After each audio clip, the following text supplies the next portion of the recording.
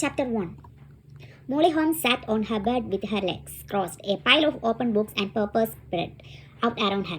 Gusty rain beat against the window pane, and glancing up, she could see dark storm clouds gathering over Horseshoe Bay. She shivered and pulled the thick red cardigan she was wearing tighter around her shoulders. She was glad that she and her family had come to live with Grant by the seaside. But cottage was all the way up on the cliff top. You really felt the full force of the storms whenever they hit. Molly turned her attention back to the books in front of her, trying to ignore the sound of the wind whistling in the chimney, and began leafing through the pages of a book Grant had lent her called Ocean Life. Ah, perfect. A whole chapter on dolphins with lots of beautiful photographs to look at. Molly's class at school was studying animals for their latest topic, and for their homework they would each be given a particular creature to find out about. Write down lots of interesting facts about your animal, and then you can give a short presentation on your discoveries to the rest of the class, Mrs. Cartwright, Molly's teacher, had said.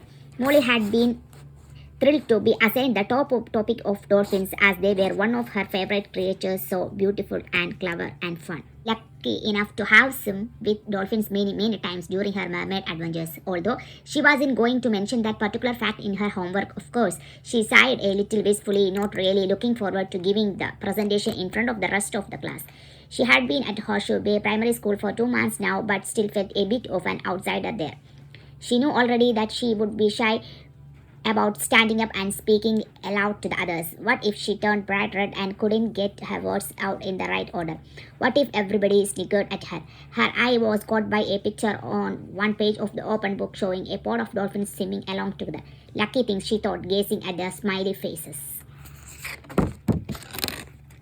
They didn't have to worry about feeling left out or being the new one, did they? She picked up her pen and started to write. Dolphins are playful, friendly creatures who live in groups and help each other to raise their babies, called calves, and get food, she began. They are very fast swimmers, up to 40 kilometers an hour, and love to leap in and out of the water. Molly paused and gazed out of the window at the sea, an anxious frown on her face. What the books and internet articles she had read didn't say was that all the dolphins of the oceans had recently gone missing, and that Molly's mermaid friends had been desperately searching for them ever since. For the last few months since she and her family had moved to Grant's cottage in Horseshoe Bay, Molly had lived double life. She was the secret mermaid, the owner of a special piece of conch shell which magically turned her into a mermaid and took her to the ocean at night time.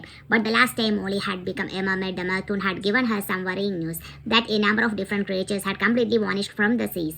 Queen Luna suspected some evil magic at work, and Molly had immediately offered to help the animal keeper mermaids search for the missing creatures. Molly and Eloise, the mermaid who looked after the seahorse, had discovered the lost seahorse together and managed to set them free. But it had all been very mysterious. Molly was desperate to know if her mermaid friends had found the other missing creatures yet.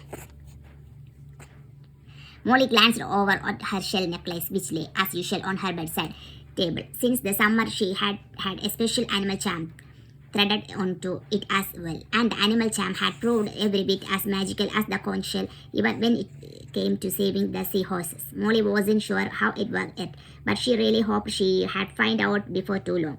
A few hours later, Molly was tucked up in bed, feeling cozy and warm as the storm ragged on outside her window, still lashing against the glass, and she put the covers up higher around her ears, drowsily thinking about dolphins.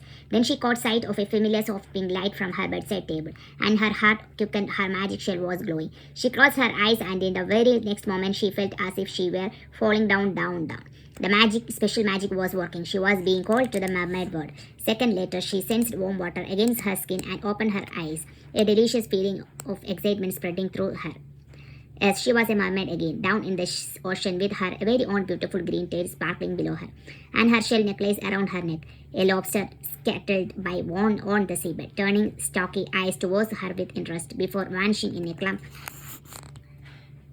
of soaring emerald seaweed. Pretty white scallop shells gleamed where they lay on the golden sand. Molly happily flipped her tail fin to and fro and was sent somersaulting through the water, with bubbles swirling all around her.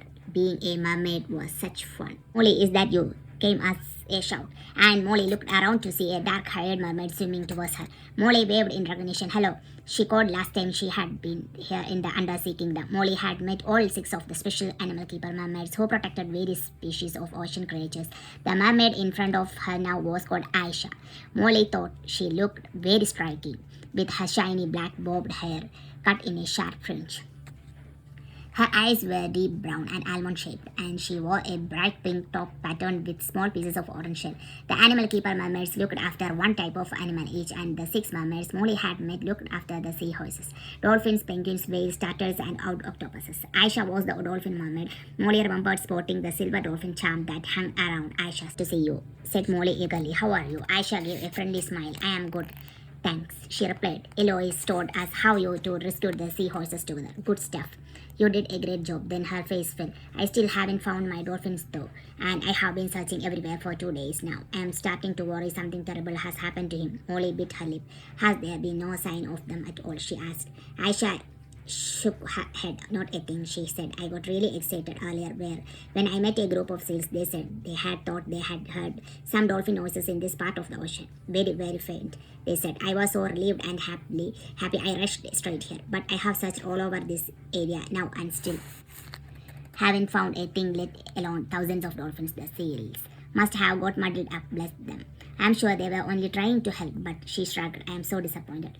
Molly gave her a hug. Poor Aisha did look miserable. "Maybe we could go together to a different part of the ocean," and she began, but then broke off. "And listen, Hat, was that a tiny clicking noise she had just heard?" She strained her ears and caught the faint sound of high-pitched whistling. "Wait," she gasped. "I'm sure I just heard something." It's the end of chapter 1.